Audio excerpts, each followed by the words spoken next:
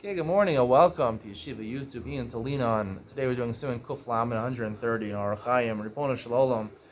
People who are worried about their dreams, their bad dreams. You don't want to do Hatavas Chalom. You're not that worried. You're worried a little bit.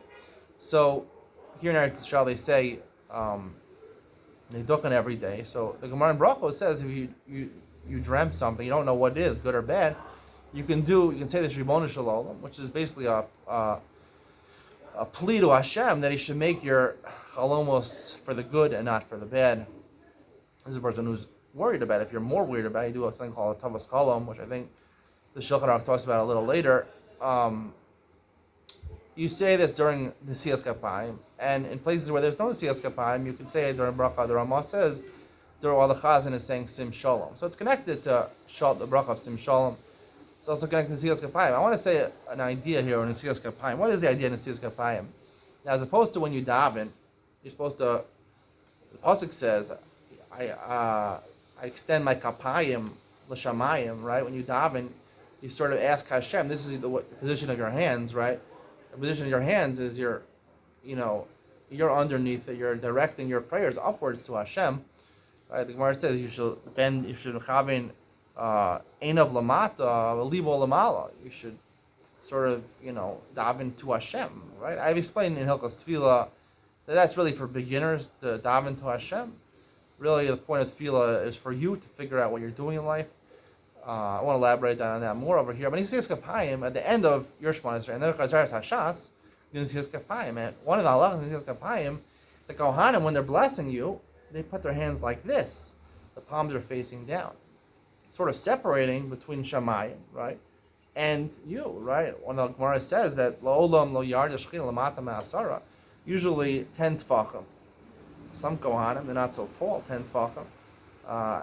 10 tefachim is about, I guess, like 4 feet or whatever. But let's say they can't raise their hands so much. You're really supposed to be shoulder at the height of your shoulders. Maybe that's 4 feet, a little bit at 4 feet to separate between Shamayim and the ground. The Siyas Kapayim is basically saying, if you really thought that the purpose of Tefillah is to ask your Bakash from Hashem, Hashem's going to answer you, know the truth. At the end of Shemona Esrei, when the Shliach Tzibur is finishing Shemona Esrei, he's telling you, the bracha and the Kohanim are the representatives of Hashem. They're blessing you.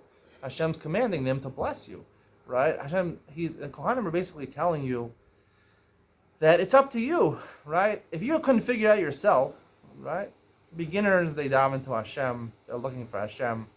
But it's really up to you. It's up to you to make decisions in your life and to bring peace into your world. And the way to bring peace, I'm going to talk, we're just going to do chapter 2 in the Living Marriage. It talks about Shalom Bayis, having peace in your house. Shalom, peace, really, right? To have peace between people really has to be worked on by those people, right?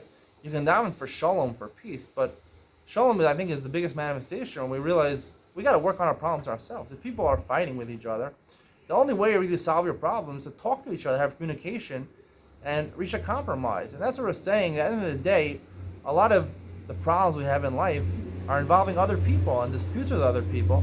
And if you want to have Shalom, you want to have peace in your life, you have to get along with other people.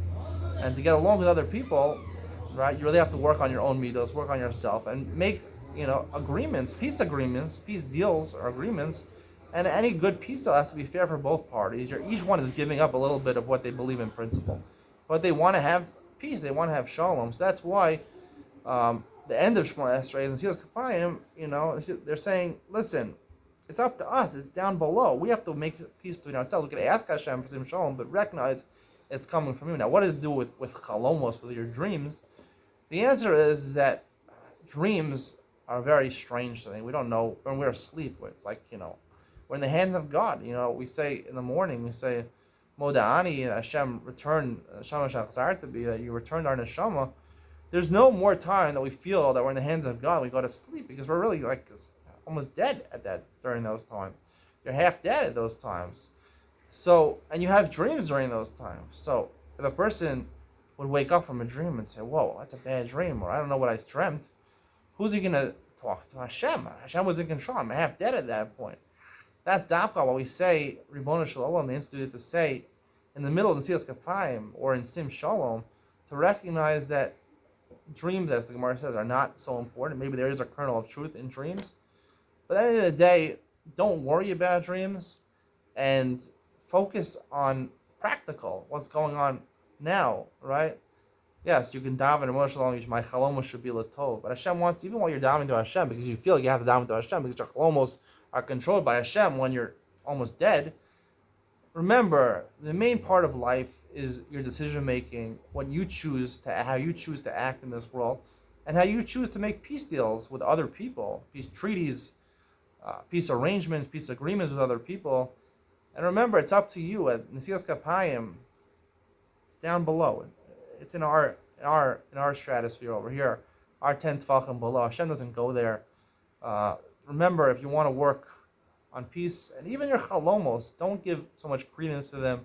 Focus on what's in your control. What's under your control? The only thing under your control is your decision making, and the decision making should lead, hopefully, to peace agreements and living peacefully with one another. And that's how we can attain what we want in life. Because out of the bakasha we want in life, if we don't have peace with those around us, are meaningless, right? If we have disputes with other people,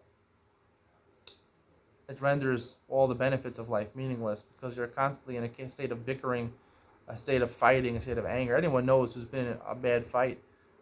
Definitely with your spouse, that's the worst. But even with, siblings or parents, people close to you, when you're in a fight with them, or even neighbors, it ruins your life. It's a state of kas, state of anger. And when you're in kas, you're in Gehenna.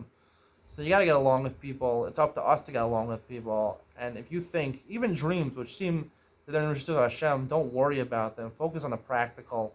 Focus on what's in your control. What's in your control is decision making. And those decision making should hopefully lead to peace between us as people. Hope you enjoyed today's share.